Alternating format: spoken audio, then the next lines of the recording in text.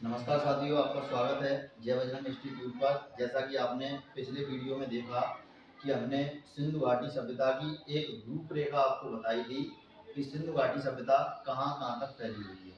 आज हम चर्चा करेंगे कि सिंधु घाटी सभ्यता की खोज आखिर कैसे हुई, क्या इसकी कहानी थी और क्या इसके पीछे कितना दास्तां लंबी तक चली है, उसके बारे में सारी चर्चा करेंगे। और इसके नामकरण के बारे में देखेंगे, इसकी सामाजिक, राजनीतिक, आर्थिक जीवन स्थिति क्या थी, वहाँ पर इसका पतन कैसे हुआ, आगे तक ये सभ्यता विकसित कैसे हुई, इन सभी तथ्यों पर आज हम विचार करने वाले हैं। तो आपको डाल लेना है सिंधु घाटी सभ्यता। यदि आपने पहला वीडियो नहीं देखा है तो उसको आप कृपया करके पहले देखिए, जिससे आपके सारे कॉन्सेप्ट क्लियर होते जाएंगे। सिंधु घाटी सभ्यता में अगर अपन बात करें तो यहाँ पर इस समय अगर अपन बात करें, भारतीय लोग अपने आप में तड़पड़ा रहे थे। वो ये कह रहे थे कि हमारे पास कोई ऐसी तो सभ्यता हो जिससे हम अंग्रेजों को मुंह तोड़ जवाब दे सकें कि हमारी भी कोई सभ्यता है। क्योंकि अंग्रेज अपने आप में इस समय क्या था कि मिस्र की जो सभ्यता थी, वहाँ पर फ्रांस वासियों ने कब्जा कर लिया था और सब जगह देश में मिस्र की मम्मी के बारे में चर्चा हो रही थी। और इसी समय हमारे अंग्रेज भी अपने आप को खोज के लिए निकल पड़े थे। उन्हें लग रहा था कि यहाँ पर कुछ हो सकता है और हम अगर इसको खोज लेते हैं तो इसको हम अपना नाम देकर अपने आप में गौरव अपना प्राप्त कर सकते हैं। और इसी समय भारतीय लोग भी सोच रहे थे कि हमारे पास भी कोई ऐसी सभ्यता होनी चाहिए ताकि अंग्रेज अपने आप को ये ना कहें कि ये हमारी सभ्यता की देन है, ना कि भारतीयों की देन है। तो इसी को मत को दूर करते हुए जो सिंधु घाटी सभ्यता है, इसने श्वेत मानव भार के सिद्धांत को नकार दिया। सिंधु घाटी सभ्यता ने क्या किया? श्वेत मानव भार, श्वेत मानव भार के सिद्धांत को नकार दिया। इस संविधान श्वेत मानव भार के सिद्धांत को नकार दिया।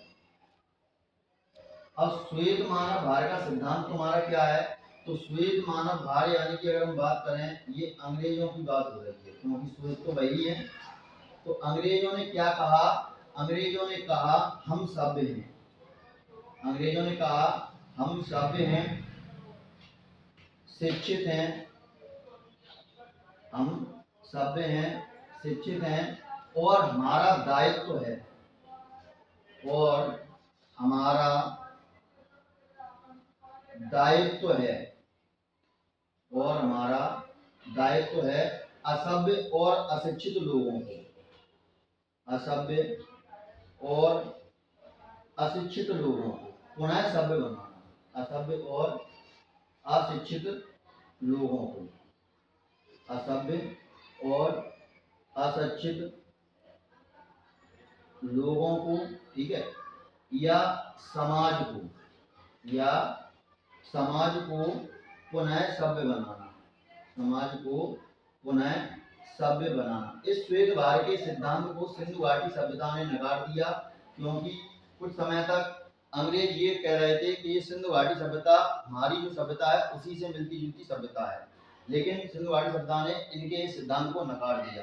तो आइए इसकी खोज की कहानी के बारे में चर्चा करते हैं कि इसकी आखिर खोज में क्या कहानी रही थी। तो खोज की कहानी के ऊपर अपन चलते हैं। तो खोज की कहानी के ऊपर अगर अपन बात करें तो एक व्यक्ति है तुम्हारा चार्ल्स मैनसन। कौन सा व्यक्ति है? Charles Manson. एक ये व्यक्ति 1826 में, कब? 1826 में आगरा से सिंधु की यात्रा प्रारंभ करता है। 1826 में आगरा से सिंधु की यात्रा प्रारंभ करता है। आगरा से सिंधु की यात्रा प्रारंभ करता है। और ये तुम्हारा कौन है? अंग्रेज है। क्योंकि इस समय सबसे पहले ये 1826 में आगरा से सिंधु की यात्रा प्रारंभ करता है और प्रारंभ करने के बाद 3 साल बाद, कितने साल बाद? 3 साल बाद 1829 में ये सिंधु के पास पहुंच जाता है, सिंधु क्षेत्र के पास, सिंधु क्षेत्र के समीप पहुंचता है, सिंधु क्षेत्र के समीप पहुंचता है। अब सिंधु क्षेत्र के समीप पे पहुंचा, सुबह का टाइम था, सैर करने के लिए निकला, लोटा हाथ में लेके, और ऐसे भाई साहब टहलते हुए जा रहे थे। फ्रेश हुए, फ्रेश होने के बाद वापस आए, सुबह लोटा लेके गए, ऐसे वापस आए तो लोटा था उल्टा, क्योंकि पानी खाली हो चुका था। अब इधर सूर्य की जो किरणें निकल रही थी, तो आसपास यहाँ पर जो टीले बने हुए थे मिट्टी के, तो वहां इनकी नजर पड़ी, तो इन्होंने कहा यार ये तो मामला कुछ गड़बड़ लग रहा है, टीले ऐसा लग रहा है ये अभी हाल ही में विकसित हुए, लगता है इसके नीचे कोई जरूर सभ्यता रही होगी, इसी वजह से ये अलग से महसूस हो रहा है।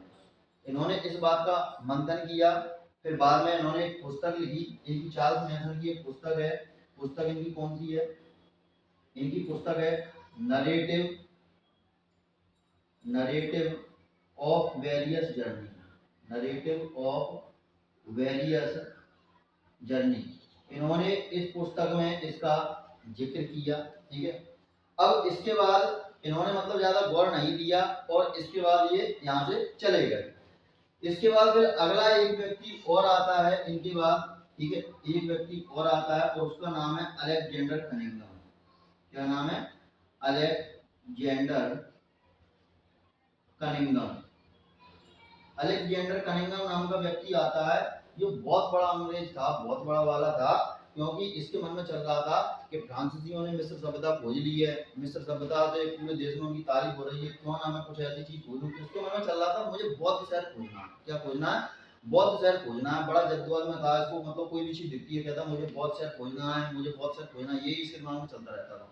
तो इसने अपने समय में सिंधु क्षेत्र में, अगर अपन बात करें, 3 बार उत्खनन कार्य करवाया। एक करवाया 1853 में, एक करवाया इसने 1856 में, और एक करवाया इसने 1875 में। 1853 में इसने जब पहली बार अन्वेषण का कार्य करवाया तो इसको एक चौकोर सील मिली।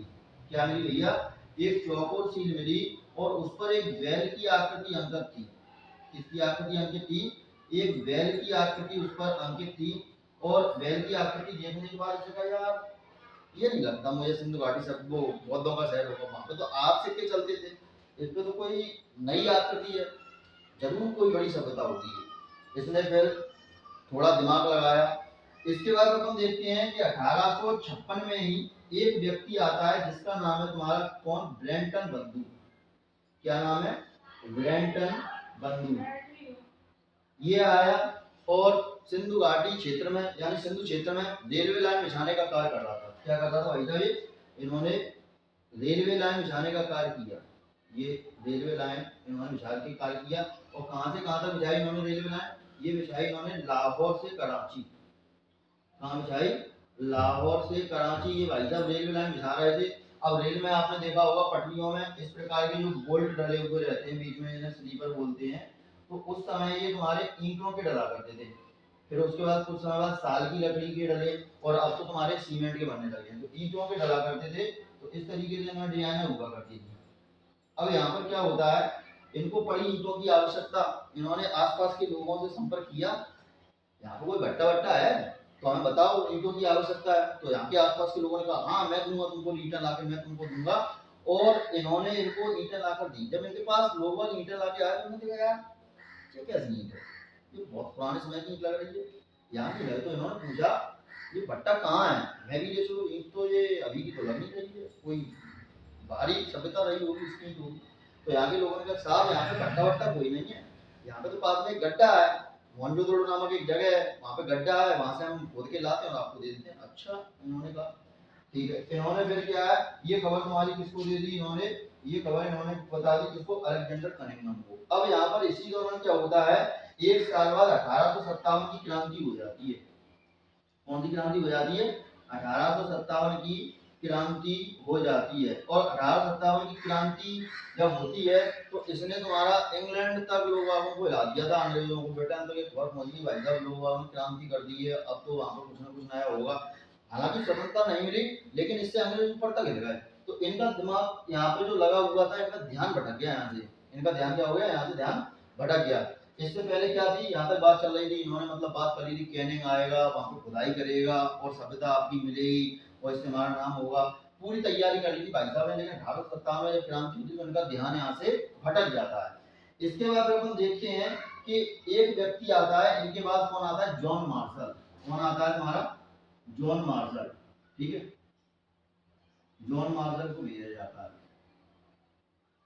John Marshall. इनकी अगर हम बात करें अलेक्जेंडर कनिंघम की, तो इनको पुरातत्व विभाग का पितामह कहते हैं। क्या कहते हैं? पुरातत्व विभाग का पितामह। पुरातत्व विभाग का क्या कहते हैं? इनको पितामह कहते हैं। अब एक व्यक्ति आता है हमारा जॉन मार्शल, ठीक है। जॉन मार्शल किसके कहने पर आपका आता है? तो जॉन मार्शल की अगर बात करें, इनको सबसे पहले भेजा था लॉर्ड कर्जन ने। इसको भेजा था, इनको भेजा था लॉर्ड कर्जन ने। लॉर्ड कर्जन द्वारा इनको भेजा जाता है, ठीक है। लॉर्ड कर्जन की अगर बात करें, इन्होंने पुरातत्व विभाग की स्थापना की। क्या की? इन्होंने पुरातत्व विभाग की स्थापना की। पुरातत्व विभाग की स्थापना इन्होंने की, ठीक है। और इनका महानिदेशक किसे बनाया गया? जॉन मार्शल को, ठीक है। पुरातत्व विभाग का इनको क्या बनाया गया? महानिदेशक बनाया गया। अब इनके दो व्यक्ति सहयोगी थे। कितने व्यक्ति सहयोगी थे? दो व्यक्ति सहयोगी थे। कौन कौन से दो व्यक्ति सहयोगी थे? तो एक व्यक्ति थे आपके तुम्हारे राखलदास बनर्जी, राखलदास बनर्जी।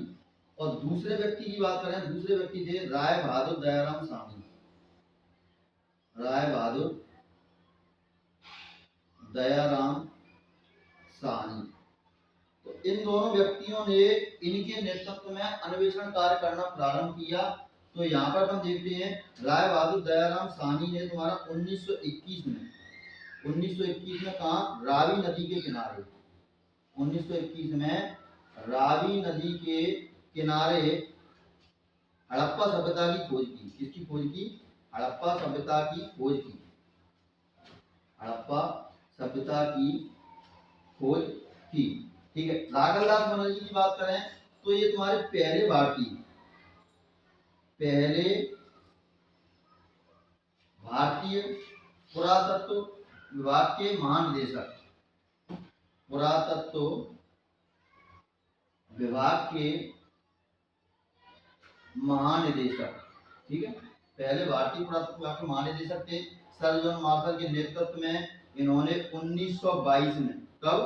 1922 में इन्होंने एक सभ्यता की खोज की, ठीक है। कौन कौन सी? इन्होंने हड़प्पा सभ्यता, कौन सी? हड़प्पा और मोहनजोदड़ो। हड़प्पा और मोहनजोदड़ो सभ्यता की इन्होंने खोज की। हड़प्पा और मोहनजोदड़ो सभ्यता की इन्होंने खोज की। कहाँ की? सिंधु नदी पर। कहाँ की सभ्यता की खोज? सिंधु नदी पर की। सिंधु नदी पर इन्होंने खोज की। तो इस तरीके से इसकी खोज की कहानी आगे चली। अब आती है इसके नामकरण की प्रक्रिया कि इसको नामकरण किसने क्या दिया। तो आप इसको यहाँ से उतारिए, इसका स्क्रीनशॉट लीजिए, फिर आगे हम इस पर चर्चा करते हैं। अब देखिए सिंधु घाटी सभ्यता के नामकरण की अपन बात करते हैं कि इसके नामकरण कौन कौन से नामकरण इसके हुए, कितने नाम है इसके। सिंधु घाटी सभ्यता, हड़प्पा सभ्यता, हागरा या गग्गर या सरस्वती सभ्यता के नाम से भी जानी जाती है, नगरी सभ्यता के नाम से भी जाती है, कांस्ययुगीन सभ्यता के नाम से जानी जाती है, आदि ऐतिहासिक सभ्यता के नाम से भी ये जानी जाती है। साथ ही अगर हम बात करें मेडुआ सभ्यता, क्योंकि मेसोपोटामिया के जो राजा थे सारगोन, उनके अभिलेख में स्पष्ट लिखा हुआ मिलता है बिरबल और मकान। साथ ही हम बात करें हरियूपिया सभ्यता क्यों आया था, ऋग्वेद और हमारा वैदिक ग्रंथों में भी इसके बारे में हमको जानकारी मिल जाती है। अब इसके समांतर सभ्यता कौन कौन सी हैं कि अंग्रेज किस बुनियाद पर दावा करते हैं कि ये सभ्यता हमारी है। तो इसमें समांतर 3 सभ्यता हैं। एक है आपकी मेसोपोटामिया या सुमेरियन सभ्यता कहा जाता है। यह ईरान, इराक और तुर्की के पास फैली हुई थी। कहाँ फैली हुई थी? ईरान, इराक और तुर्की के पास फैली हुई थी। दजला और फरात नदियों के पास इसका संकेंद्रण था। अगली सभ्यता की बात करें तो मिस्र या इजिप्ट की सभ्यता है। यह तुम्हारी नील नदी पर स्थित सभ्यता थी। अगली सभ्यता में चीन सभ्यता या एलोलो सभ्यता, यह चीन में स्थित है। ये 3 सभ्यताएं थी जिनके माध्यम से अंग्रेज कहते थे कि ये सभ्यता हमारे समांतर फैली हुई है। तो इस 3 प्रकार की सभ्यता हमारी इसके समांतर थी। वहीं अपन इसके कालखंड की बात करें तो कालखंड में एक ट्रिक है, आपको याद रखनी है, रमजान एमडी। रमजान एमडी का मतलब राजविलास पांडे इसको बताते हैं कि यह सभ्यता 4000 बीसी पूर्व है, ठीक है। और यहाँ पर अपन बात करते हैं माधव स्वरूप अक्ष बताते हैं 3500 से 2700 बीसी की सभ्यता है। जॉन मार्शल बताते हैं 3250 से लेके 1750 तक की ये सभ्यता है। अर्नेस्ट मैके बताते हैं कि 2800 से बीसी कितनी 2500 बीसी तक ये सभ्यता फैली हुई है। वहीं पर बात करें आर.एस. शर्मा इसको 2500 से 1800 बीसी मानते हैं। मार्टिन व्हीलर इस सभ्यता को 2500 से 1500 बीसी मानते हैं। साथ ही कहते हैं कि सिंधु घाटी सभ्यता का पतन आर्यों के आगमन से हुआ था। यहाँ पर धर्मपाल अग्रवाल की बात करें तो कार्बन मेथड जो विधि है तुम्हारी 2300 से 1750 बीसी यही सबसे परफेक्ट समय माना जाता है और इसके आधार पर इसका कालानुक्रम ये बताया गया है। तो इस वीडियो में मैंने आपको सिंधु घाटी सभ्यता की खोज की कहानी बताई और यहाँ पर मैंने इसके नामकरण की स्थिति बताई और इसके समकालीन जो सभ्यता है उनके बारे में मैंने आपको बताया। तो उम्मीद करता हूँ आपको हमारा आज का वीडियो पसंद आया होगा। यदि वीडियो पसंद आता है तो कमेंट कीजिए, लाइक कीजिए और उन बच्चों के साथ शेयर कीजिए जिनके पास पढ़ने के लिए पैसे नहीं है, आर्थिक स्थिति कमजोर है, तो ये वीडियो उनके लिए काफ़ी हेल्पफुल साबित होगा। और साथ ही साथ नोट्स बनाते चलिए। यकीन मानिए नोट्स आपको प्री और मेंस दोनों में काम आने वाले हैं। साथ ही हर एग्जाम की दृष्टि से ये वीडियो काफ़ी उपयोगी है। तब तक मिलते हैं हम अगली वीडियो में। तब तक के लिए जय हिंद, जय भारत।